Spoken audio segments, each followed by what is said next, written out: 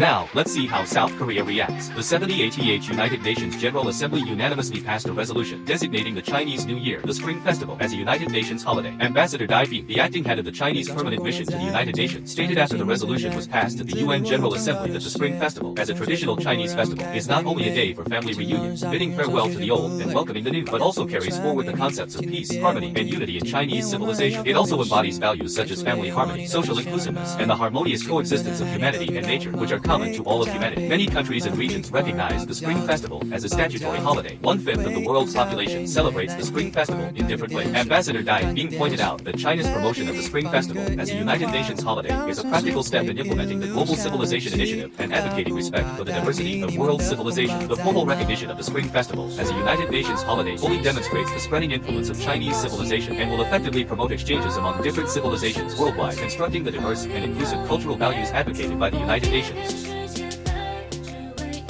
Jack and Kings, a taste of China anytime, anywhere.